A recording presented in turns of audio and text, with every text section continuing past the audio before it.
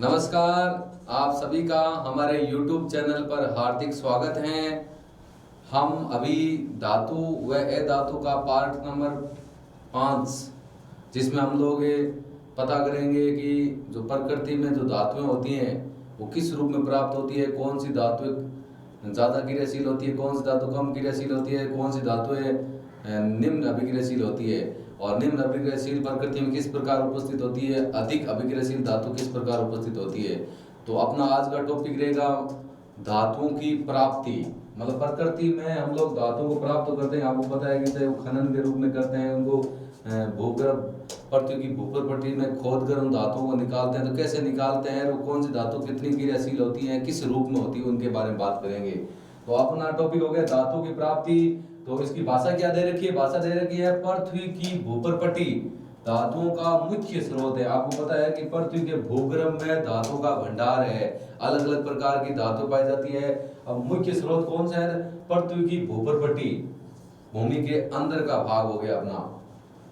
कुछ धातुओं के खनिज समुद्री जल में विलय लवण के रूप में भी होता है। इसमें दे रखा है भाई को लगभग जो मेन धातु हैं, ज्यादातर अधिकतर धातु हैं वो पृथ्वी के भूगर्भपट्टी भाग में है, और बाकी कुछ धातुओं के भाग है जो आपको समुद्री जल होता है उसके अंदर विलय लवण के अंदर भी आपको वो धातुएं उपस्थित है, मतलब उनमें आपको मिलती है। तो इसमें हम सबसे पहले धातुओं की बात करते हैं। उसमें अपना पहला पॉइंट है अपना खनिज।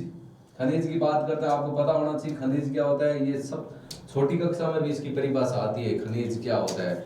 खनिज से प्राप्त जो काम की धातु होती है या विशेष अलग प्रकार की विशेष धातु होती है जिनको उपयोग में लेना लाभकारी होता है या उनको अलग करना लाभकारी होता है, उनको ऐसे बोलते हैं। तो यहाँ बात कर रहे हैं पहले खनिज की। खनिज अपना क्या होता है, तो दे रखा है भूगर्भ पट्टी में प्राकृतिक रूप से पाए जाने वाले तत्व हैं और यौगिकों को क्या कहते हैं, खनिज कहते हैं। अब ना कि कृत्रिम रूप से, प्राकृतिक का मतलब होता है जो प्रकृति से हमें प्राप्त होती हैं। कृत्रिम और मानव निर्मित या संश्लेषित का मतलब होता है जिसको प्रयोगशाला में तैयार किया जाता है। यहाँ बात प्राकृतिक की हो रही। पहले इसकी आप परिभाषा देख लो। परिभाषा आपकी क्या दे रखी है, भूगर्भ पट्टी में प्राकृतिक रूप से पाए जाने वाले तत्व में यौगिकों को। तत्व आप जानते हो क्या होते हैं, प्रकृति में आज के वर्तमान टाइम में 118 तत्व विद्यमान है। यौगिक की बात करते हैं जिसमें कुछ प्राकृतिक भी हैं और कुछ कृत्रिम भी है, ज्यादातर प्राकृतिक है। यौगिक की बात करते हैं, दो या दो से अधिक तत्व मिलके यौगिक का निर्माण करते हैं। तो यौगिक और तत्व अलग हैं और उनको दोनों को सम्मिलित रूप से क्या बोलते हैं, खनिज बोलते हैं, जो अपने को कहाँ से प्राप्त होते हैं, पृथ्वी की भूगर्भ पट्टी में। इसके बाद में बात करते हैं अयस्क क्या होता है, तो अयस्क खनिज से ही प्राप्त होता है। भाषा क्या लिखनी है इसमें, खनिजों में कोई विशेष धातु जो काफी मात्रा में होती है और उसे निकालना लाभकारी होता है। बात हो रही है यहाँ पर धातु की, खनिजों में कोई धातु विशेष धातु होती है, ज्यादा मात्रा में, काफी मात्रा में होती है, जिसको निकालना लाभकारी होता है, लाभकारी होता है उस, और इन खनिजों को अयस्क कहते हैं। मतलब उस खनिज में से जो धातु ज्यादा मात्रा में पाई जाती है, जिसको निकालना आवश्यक होता है, लाभकारी होता है, उस धातु को ही क्या बोलते हैं, अपना अयस्क बोलते हैं। इन खनिजों को क्या बोलते हैं हम लोग, अयस्क बोलते हैं। भाषा क्या दे रखी है, भाषा पर आपको जो आपको पूछ रहे खनिज किसे कहते हैं, उसका आंसर क्या लिखना है, खनिजों में कोई विशेष धातु, काफी मात्रा में विशेष धातु होती है जिसको निकालना लाभकारी होता है, उसको, उन खनिजों को क्या कहते हैं, अयस्क कहते हैं। अगली परिभाषा देखो, अपनी अगली परिभाषा दे रखी है। अब हम बात करते हैं कि जो अपनी धातु होती है उनका निष्कर्षण, मतलब धातुओं को शुद्ध कैसे करते हैं हम लोग। प्रकृति में जो खनन के रूप में खोदकर जो हम लोग धातु निकालते हैं वो पूर्ण रूप से शुद्ध नहीं होती। तो हम यहाँ पर हम बात करेंगे कि धातुओं का शुद्धिकरण या धातु का निष्कर्षण किस प्रकार होगा, उसके बारे में बात करते हैं। देखो, अयस्क से शुद्ध अवस्था में धातु प्राप्त करने की प्रक्रिया को धातु निष्कर्षण अथवा धातुकर्म बोलते हैं। आप इसको धातु निष्कर्षण भी बोल सकते हैं और धातुकर्म भी बोल सकते हैं। जो आपका अयस्क होता है, प्रकृति में जो अयस्क होता है वो खोदकर निकाला जाता है, वो शुद्ध रूप में नहीं होता है। अयस्क से आप लोग शुद्ध रूप में धातु प्राप्त कर रहे हो। जो धातु प्राप्त करने की जो प्रक्रिया है, अयस्क से शुद्ध रूप से धातु प्राप्त करने की जो प्रक्रिया होती है उसको धातु का निष्कर्षण या धातुकर्म बोल सकते हैं। धातु का निष्कर्षण या धातुकर्म दोनों की परिभाषा सेम ही होगी। जो प्रकृति में आपका खनिज निकालते हैं, भाई खनिज में जो अधिक मात्रा में या विशेष मात्रा में जो आपकी धातु होती है उसको निकालना लाभकारी होते हैं, उसके अयस्क बोलते हैं। अयस्क से शुद्ध मात्रा में जो धातु हम लोग प्राप्त करते हैं या प्राप्त करने की जो प्रक्रिया होती है उसको बोलते हैं अपना धातु निष्कर्षण या धातुकर्म बोलते हैं। बात किस क्या बोलते हैं? धातुकर्म बोलते हैं। अगली परिभाषा है अपनी, दो छोटी छोटी परिभाषा और दे रखी है। देखो इसमें आपका इसमें दे रखे हैं कि भाई अयस्क के साथ में भाई कुछ अशुद्धियां होती है, जैसे रेत होते हैं, कंकड़ होते हैं, पत्थर होते हैं, मिट्टी होती है। उन अशुद्धियों को क्या बोलते हैं? उनको गैंग बोल सकते हैं, उनको मैट्रिक्स बोल सकते हैं, या उसका एक नाम और दे रखा है अधात्री। भाई अयस्क के साथ पाए जाने वाली अशुद्धियां, अशुद्धि क्या होगी आपको पता है कि भूमि से खोद कर उनको निकालेंगे या उनके साथ रेत होगी, मिट्टी होंगे, कंकड़ पत्थर होंगे, तो उनको क्या बोलते हैं? उनको गैंग बोलते हैं। ये गुंडों वाली गैंग नहीं है, ये अशुद्धियां हैं। अशुद्धियों की बात हो रही है यहाँ पर धातुओं की। और प्रकृति में जो अपने समाज में जो गैंग होती है वो गुंडों वाली गैंग एक प्रकार की अशुद्धि होती है। तो ये अपने बात हो रही है यहाँ पर है कौन सी गैंग है? जो धातुओं के साथ है। धातुओं के साथ में जो आपके अशुद्धियां होती है, जो रेत, मिट्टी, कंकड़ पत्थर, उनको गैंग बोलते हैं। वो गैंग हो गया, चाहे अधात्री बोल सकते हो या उसको मैट्रिक्स बोल सकते हैं। अगला क्या देखा? अयस्क से शुद्ध धातु प्राप्त करने की समस्त विधियों को अयस्क का धातुकर्म कहते हैं। इसके बारे में हम लोग बात कर चुके हैं कि अयस्क से शुद्ध मात्रा में धातु प्राप्त करने की प्रक्रिया को धातुकर्म या धातु का निष्कर्षण बोलते हैं। और अयस्क के साथ में जो आपकी अशुद्धियां होती है उन अशुद्धियों को गैंग, धातुकर्म या अपना अधात्री बोल सकते हैं। गैंग बोल सकते हैं, अधात्री बोल सकते हैं, सॉरी मैट्रिक्स बोलते हैं, धातुकर्म नहीं बोलते हैं।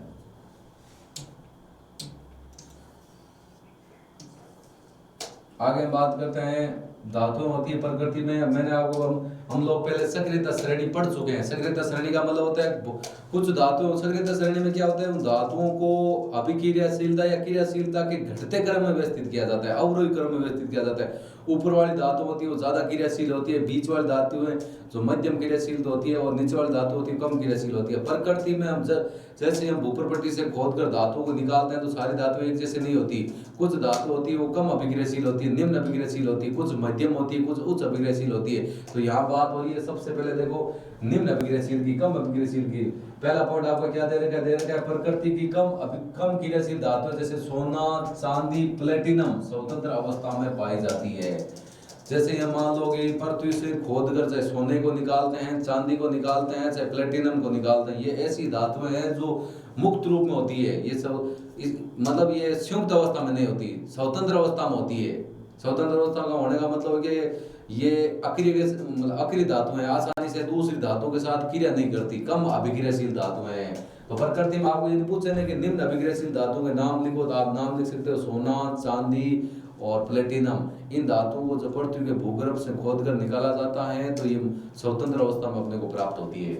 उसके बाद में ये तो हो गई अपनी निम्न हो गई। इसके बाद अगला पॉइंट है अधिक क्रियाशील धातुएं। अधिक क्रियाशील धातुओं में अपना को अधिक क्रियाशील धातु आपको पता है ऊपर वाली धातु, ऊपर कौन सी धातु आती है? एक आती है पोटेशियम, उसके बाद सोडियम, मैग्नीशियम, एल्यूमिनियम, कैल्शियम, वो आपकी ज्यादा क्रियाशील धातु होती है, वो हमेशा संयुक्त अवस्था में होती है। इसमें दे रखे आपका देखो प्रकृति, दूसरा पॉइंट है प्रकृति में अधिक क्रियाशील धातुएं जैसे पोटेशियम का प्रतीक होता है के, उसके बाद में सोडियम का प्रतीक होता है Na, कैल्शियम का Ca, मैग्नीशियम का Mg और एल्यूमिनियम का Al संयुक्त अवस्था में पाई जाती है। अब आपको पूछ ले कि जो अधिक क्रियाशील धातु होती है उनको पृथ्वी के भूप्रपट्टी से प्राप्त किया जाता है, खोद कर निकाला जाता है, क्या वो स्वतंत्र अवस्था में होती है? तो इसका जवाब होगा नहीं होती है। क्यों नहीं होती है? क्योंकि ये धातु ज्यादा क्रियाशील होती है, अधिक क्रियाशील होती है। ये वायुमंडल में अन्य धातुओं के साथ आसानी से क्रिया कर लेती है, तो ये कभी भी पृथ्वी से खोदने पर संयुक्त स्वतंत्र अवस्था में नहीं मिलती, संयुक्त अवस्था में मिलती है। क्योंकि जो ऊपर धातु आती है सक्रियता श्रेणी में पोटेशियम, सोडियम, कैल्शियम, मैग्नीशियम और एल्यूमिनियम, ये ज्यादा क्रियाशील धातुएं हैं। ये प्रकृति में आपको हमेशा संयुक्त अवस्था में मिलती है। और मध्यम अभिक्रियाशील धातु में आपकी कौन कौन सी आती है? मध्यम अभिक्रियाशील धातु वाली धातुएं जैसे जिंक हो गई, आयरन है, मतलब आयरन लोहा हो गया, पीवी लेड शीशा हो गया। आपका जो जिंक के, आयरन, शीशा जो आपकी जो धातु होती है मध्यम अभिक्रियाशील धातु, ये आपकी जो भूप्रपट्टी से खोद कर निकालते हैं, ये आपको स्वतंत्र अवस्था में नहीं मिलती। ये धातु ऑक्साइड के रूप में, सल्फाइड के रूप में, कार्बोनेट के रूप में अपने को प्राप्त होती है। इसमें दे रखा है मध्यम अभिक्रियाशील वाली जो धातु होती है, चाहे जिंक हो, चाहे आयरन हो, चाहे लेड शीशा हो, स्वतंत्र अवस्था में नहीं पाई जाती। ये मुख्यतः सल्फाइड, ऑक्साइड और कार्बोनेट के रूप में पाई जाती है। उनका अलग दूसरा रूप सल्फाइड के रूप में हो सकती है, ऑक्साइड के रूप, मतलब धातु की अभिक्रिया ऑक्सीजन के साथ करेंगे धातु ऑक्साइड बनेगा, वो हो सकती है सल्फाइड के रूप में मिल सकती है आपको, हो सकता है वो ऑक्साइड के रूप में मिल सकती है, हो सकता है आपको कार्बोनेट के रूप में मिल सकती है। वो आपको संयुक्त नहीं, स्वतंत्र अवस्था में नहीं प्राप्त होती है। तो हमने तीनों धातुओं की बात कर ली है। जो निम्न क्रियाशील धातु होती है, सबसे कम क्रियाशील धातुओं जो स्वतंत्र अवस्था में अपने को प्राप्त होती है, सोना, चांदी और प्लेटिनम। ज्यादा क्रियाशील धातु कौन कौन सी है? ज्यादा क्रियाशील में आपकी आती है पोटेशियम, सोडियम, मैग्नीशियम, एल्यूमिनियम और कैल्शियम हो गई। और मध्यम क्रियाशील धातु में कौन कौन सी आती है? आपकी आती है जिंक, आयरन, शीशा, ये आपकी मध्यम में आती है। कॉपर भी आती है इनके साथ में। ये अपने ऑक्साइड, सल्फाइड और कार्बोनेट के रूप में अपने को प्राप्त होती है। अब अलग अलग धातुओं को अलग अलग हम लोग शुद्ध करेंगे, कैसे शुद्ध करते हैं वो आगे देखो आप।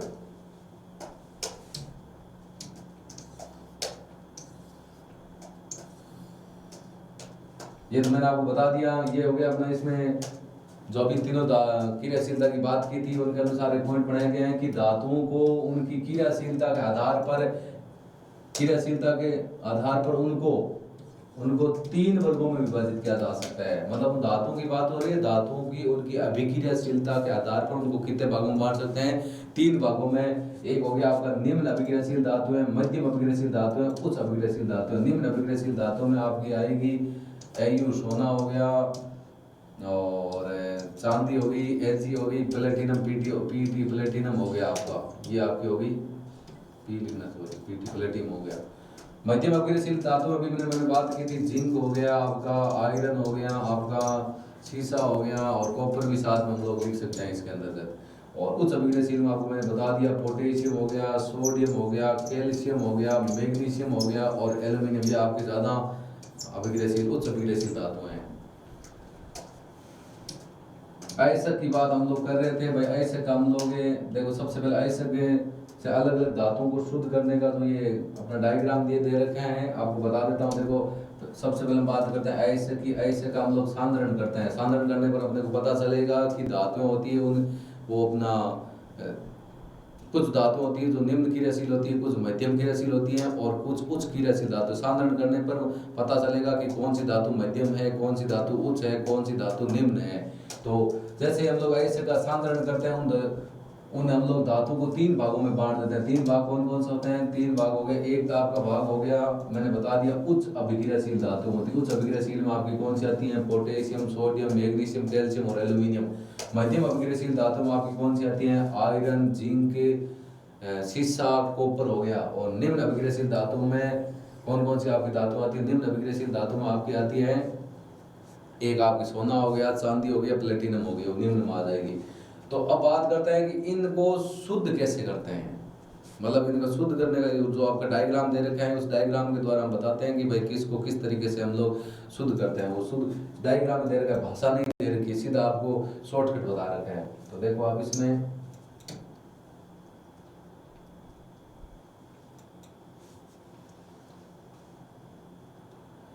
तो पहले हम लोग बात कर लेते हैं अपनी इसकी, थोड़ा और छोटा कर लेते हैं इसको।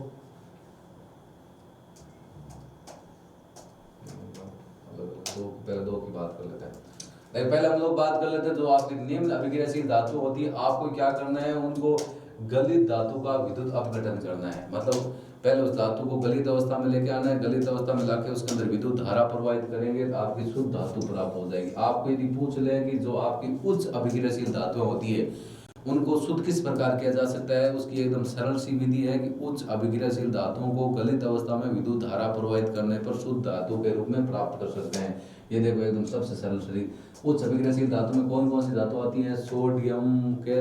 सोडियम, पोटेशियम, कैल्शियम, मैग्नीशियम और एल्यूमिनियम। उन धातुओं की गलित अवस्था में विद्युत धारा प्रवाहित करने पर आपको शुद्ध धातु प्राप्त होती है। और इधर की साइड आप देखते हैं निम्न अभिक्रियाशील धातु होती है। निम्न अभिक्रियाशील जो धातु होती है उनको शुद्ध किस प्रकार कर सकते हैं? अब देखो आपका हो गया, देखो सल्फाइड आयस्क हो गया। मतलब निम्न अभिक्रियाशील धातु मान लो सल्फाइड आयस्क है तो उसको भर्जन विधि द्वारा धातु प्राप्त करती है और धातु को वापस शुद्ध कर दिया जाता है। अब आप सोचोगे सर ये भर्जन विधि क्या होता है, जो हम लोग अगला वीडियो अपलोड करेंगे उसमें आपको भर्जन और निस्तापन दोनों विधि के बारे में बताएंगे। जो सल्फाइड आइसक होता है, सल्फाइड आइसकों का शुद्धिकरण भर्जन विधि द्वारा होता कैसे है वो अगले वीडियो में आपको हम बताएंगे। देखो निम्न अभिक्रियाशील में आपके जो सल्फाइड आइसक है, सल्फाइड आइसक को भर्जन विधि द्वारा शुद्ध धातु प्राप्त करेंगे, परिष्करण का मतलब फिर उसको अलग कर देंगे अपना। यहाँ अब बात हो रही है मध्यम अभिक्रियाशील धातु है, उनमें आपके दो प्रकार का आइसक होता है। एक आपका हो गया आइसक हो गया जो मध्यम अभिक्रियाशील धातु, उनमें दो प्रकार का आइसक है, एक आपका कार्बोनेट आइसक है, दूसरा आपका सल्फाइड आइसक है। मैंने बता दिया सल्फाइड आइसक को भर्जन विधि द्वारा उनमें धातु को शुद्ध किया जाता है। देखो सल्फाइड आइसक को भर्जन विधि द्वारा और कार्बोनेट आइसक को निस्तापन विधि द्वारा। अगले वीडियो में हम निस्तापन भर्जन दोनों के बारे में पूरे विस्तार से चर्चा करेंगे और वहां से हम लोग अपनों को धातु का ऑक्साइड प्राप्त होगा और धातु के ऑक्साइड में धातु का अपचयन करने पर शुद्ध धातु अपने को प्राप्त होगी। ये कंडीशन इसमें है कि भर्जन द्वारा धातु ऑक्साइड प्राप्त होगा, धातु ऑक्साइड का अपचयन होने पर आपको शुद्ध धातु प्राप्त होगी। इसको थोड़ा और देख लेते हैं। तो मध्यम धातु इसमें देख लो, ये देखो आपको इतने तक दे रखे हैं भाई। ये आपका यहाँ पर कार्बोनेट आइसक वो दे रखा है, इधर सल्फाइड आइसक। सल्फाइड आइसक का शुद्धिकरण कौन सी विधि द्वारा होता है, भर्जन विधि द्वारा।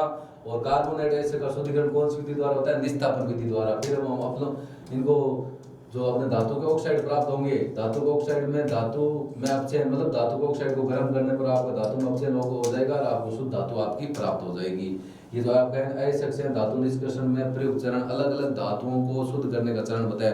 मैंने आपको बता दिया जो आपकी निम्न अभिक्रियाशील धातु नहीं, सबसे पहले बात करते हैं उच्च अभिक्रियाशील जो धातु होती है। उच्च अभिक्रियाशील धातुओं में गलित अवस्था में विद्युत धारा प्रवाहित करके उनको शुद्ध धातु के रूप में प्राप्त करते हैं। और बात करते हैं निम्न अभिक्रियाशील धातु की, तो निम्न अभिक्रियाशील जो धातु होती है उनको उनमें जो आपके सल्फाइड आइसक होते हैं, सल्फाइड आइसकों को भर्जन विधि द्वारा धातु के ऑक्साइड प्राप्त होते हैं, धातु के ऑक्साइड का अपचयन करके आपका शुद्ध धातु प्राप्त की जाती है। और बात होती है अपनी मध्यम अभिक्रियाशील धातु, उनमें आपके दो प्रकार के आइसक होते हैं, कार्बोनेट आइसक भी होते हैं और सल्फाइड आइसक। सल्फाइड आइसक को भर्जन विधि द्वारा, कार्बोनेट आइसक को निस्तापन विधि द्वारा धातु के ऑक्साइड प्राप्त होते हैं। ऑक्साइड से धातु में अपचयन करते हैं। अपचयन का मतलब उसको धातु ऑक्साइड को गर्म करेंगे तो आपकी ऑक्सीजन अलग हो जाएगी और अपनी शुद्ध धातु अपनी क्या हो जाएगी, प्राप्त हो जाएगी। आगे देखो आप है। अगला हम बात करते हैं, अगली भाषा दे रखी है अपनी अयस्कों का समृद्धिकरण। आपको पता होना चाहिए कि अयस्कों का समृद्धिकरण क्या होता है। अयस्कों का समृद्धिकरण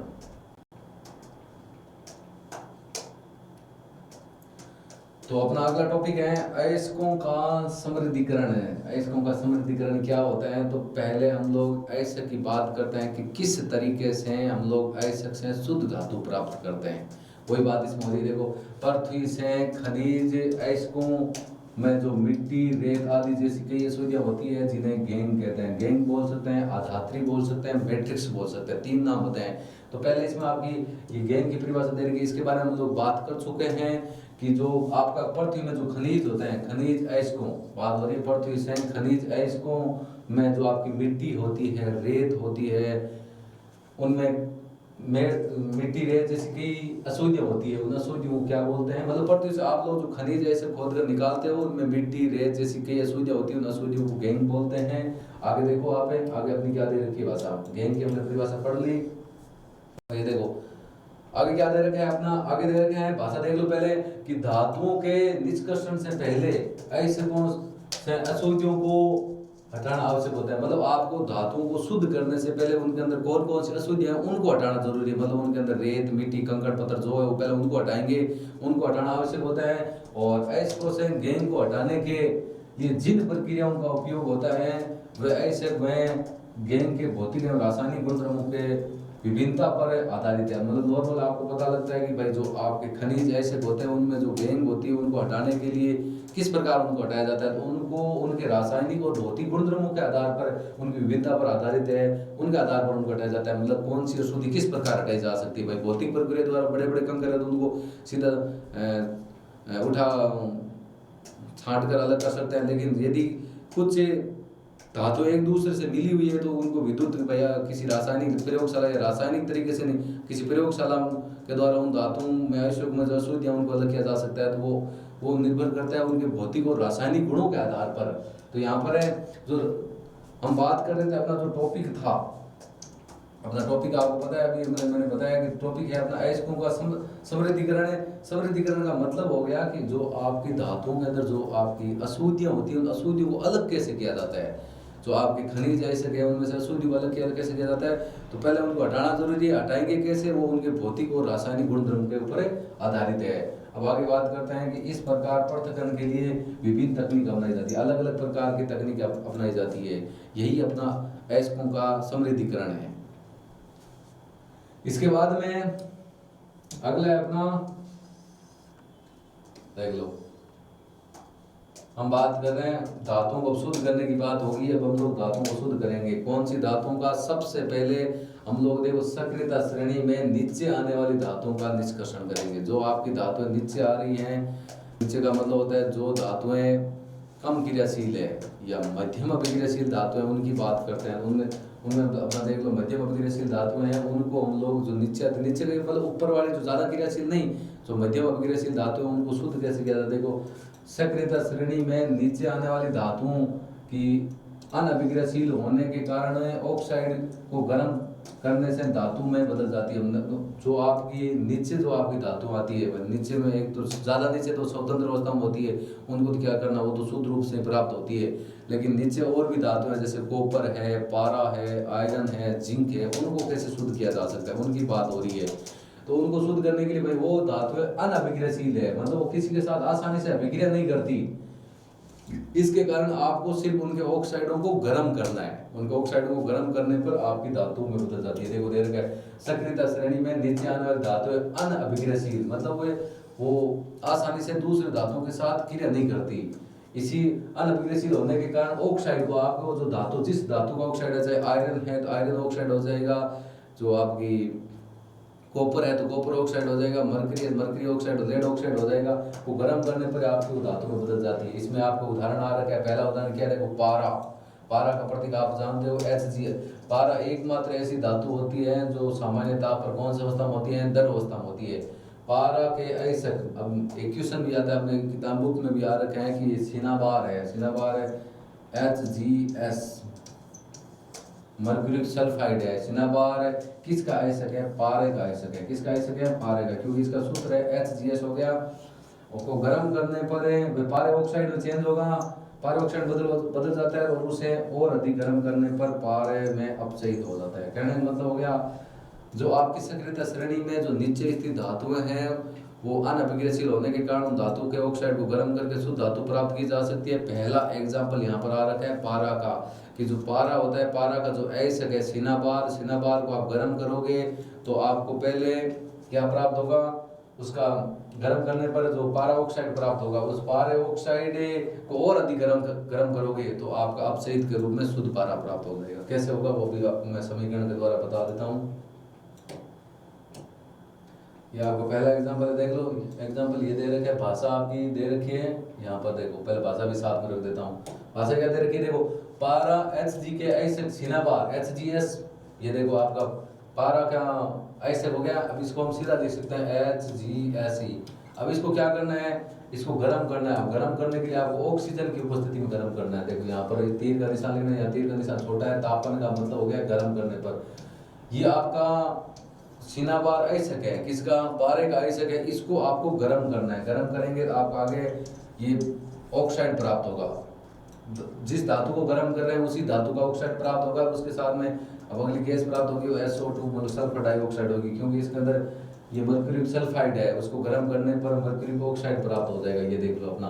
अब आप देख रहे हो ये जो अभिक्रिया मैंने की, इस प्रकार आपको समीकरण लिख रहे हैं। ये जो नीचे जो आपकी समीकरण दे रही है, ये संतुलित रासायनिक समीकरण है। इसको समीकरण को संतुलित करके रखा है मैंने। देखो इसमें संतुलित का मतलब होता है अभिकारक और उत्पाद के अणु की संख्या को दोनों तरफ बराबर कर रखा है। अब अपना ये ऑक्साइड प्राप्त हो गया, इस ऑक्साइड को और गर्म करना। जैसे ये अपना ऑक्साइड दे दिया, इस ऑक्साइड को आपको फिर से गर्म करना है। गर्म करने पर, गर्म करना है तापन करना, गर्म करने पर, इसको गर्म करने पर आपकी ये आपकी मर्क्यूरी प्राप्त होगी। इसके साथ में कौन सी गैस निकल जाएगी, ऑक्सीजन गैस। अब जो नीचे आपकी जो समीकरण दे रही है, ये और ये समीकरण दोनों एक जैसी है, सेम ही है।